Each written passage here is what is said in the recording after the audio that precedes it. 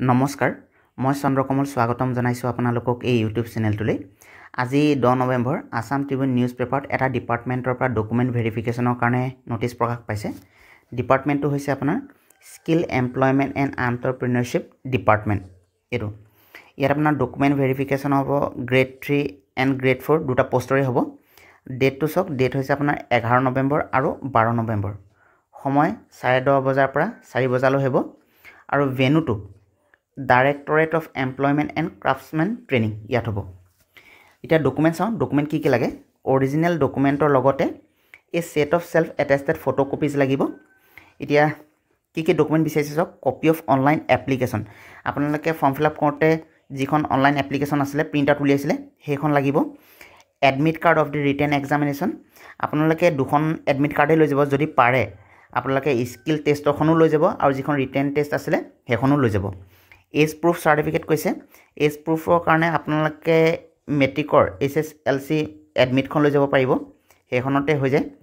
তাৰ পিছত educational qualification certificate marksheet submitted at the time of applying the post along with relevant documents আপোনালোকে যেতিয়া form fill up কৰিছিলে সেই সময়ত যি ডকুমেন্ট তাত দিছিলে এপ্লাই কৰোতে সেই ডকুমেন্টসমূহ সব লৈ যাব তাৰ পিছত কৈছে আপোনাৰ কাষ্ট সাৰ্টিফিকেট যদিহে আপোনালোকৰ কাষ্ট সাৰ্টিফিকেট আছিলে আৰু কাষ্ট সাৰ্টিফিকেট এদিকে অনলাইন এপ্লিকেশনত সাবমিট কৰিছিলে তেতিয়া কাষ্ট সাৰ্টিফিকেটখন লৈ যাব আৰু যদিহে আপোনালোকে নাই দিয়ে তেতিয়া নালাগে কম্পিউটাৰ প্ৰফিচিয়েন্সি সাৰ্টিফিকেট এতিয়া ধৰি লওক এটা পোষ্ট আছিলে গ্ৰেজুৱেট উইথ কম্পিউটাৰ যেটো আছিলে হেতু কাৰণটো কম্পিউটাৰ প্ৰফিচিয়েন্সি সাৰ্টিফিকেটখন লাগিব হে যদি আপোনালোকে সেই পোষ্টটো এপ্লাই কৰিছিলে তেতিয়া এইখন লৈ যাব identity proof Aadhaar card PAN card voter ID যিকোনো এখন লৈ গলে হৈছে আপোনালোকৰ ইয়াতে two recent passport size photograph passport photo লাগিব দুখন পিডব্লিউডি সাৰ্টিফিকেট যদি আপোনালোকৰ পিডব্লিউডি সাৰ্টিফিকেট আছে আৰু অনলাইন এপ্লিকেশন সাবমিট কৰোতে তেতিয়া দিছিলে তেতিয়া এইখন লৈ যাব valid employment exchange registration card আপোনালোকে ফৰ্ম ফিল আপ কৰোতে যিখন এমপ্লয়মেন্ট এক্সচেঞ্জ ৰেজিষ্ট্ৰেচন কাৰ্ডখন তাত দিছিলে সেইখন লৈ যাব আৰু এনি আদাৰ ৰিলেভেন্ট ডকুমেন্টস বিচাৰিছে যদি ইয়াতকৈ বেলেগ কিবা কিবি আছে আপোনালোকে সাবমিট কৰিছিলে সেইখিনি লৈ যাবলৈ কৈছে 12 নম্বৰ পইণ্টটো চাওক if the candidate has provisional degree pass certificate final marksheet need to be produce এতিয়া চাওক যদিহে আপোনালোকে ইউনিভাৰ্চিটিৰ পৰা যিখন মেইন পাছ সাৰ্টিফিকেট উলিয়ায় সেইখন যদি উলিওৱা নাই আৰু কলেজৰ পৰা যিখন দিয়ে সেইখনহে যদি আপোনালোকৰ আছে পাছ সাৰ্টিফিকেট তেতিয়া আপোনালোকে ফাইনেল মাৰ্কশিটখন দেখাব লাগিব যদি সেমিষ্টাৰ হিচাপে থাকে যিখন ফাইনেল ইয়াৰ মাৰ্কশিট থাকে তাত গোটেইখিনি লিখা থাকে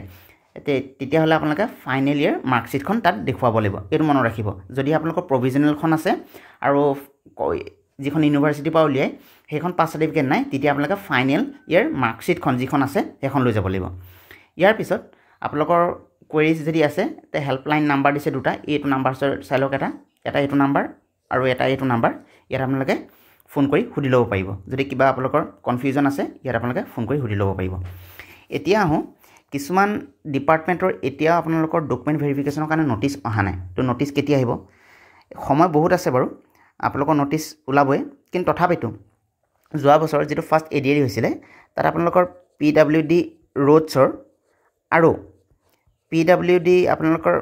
বিল্ডিং এণ্ড নেশ্যনেল হাইৱে এই দুটা ডিপাৰ্টমেণ্টৰ আৰু বেলেগ ডিপাৰ্টমেণ্টও আছিলে আপোনাৰ এপইণ্টমেণ্ট পোৱাৰ পিছতহে ডকুমেণ্ট ভেৰিফিকেশ্যন হৈছিলে আৰু য'ত পোষ্টিং হৈছিলে তাতে আপোনালোকৰ ডকুমেণ্ট ভেৰিফিকেশ্যন হৈছিলে য'ত পোষ্টিং হৈছিলে তো সেই হিচাপত যদি চাবলৈ যাওঁ এবাৰো তেনেকুৱা হ'ব পাৰে নহ'বও পাৰে যদিহে আপোনালোকৰ যদি নটিচ দিয়ে যে মই ইয়াত আপোনালোকক প্ৰভাইড কৰিম ইয়াত আপডেট দিমেই আৰু যদিহে আপোনালোকৰ নিদিয়ে তেতিয়া ধৰি লওক এপইণ্টমেণ্টৰ পিছতহে আপোনালোকৰ ডকুমেণ্ট ভেৰিফিকেশ্যন হ'ব সেয়ে আপোনালোকে নিশ্চিন্ত থাকক চেনেলটো ছাবস্ক্ৰাইব কৰি থৈ দিয়ক আপোনালোকৰ যি নটিচ আহে মই ইয়াতে প্ৰভাইড কৰিম আৰু আপোনালোকে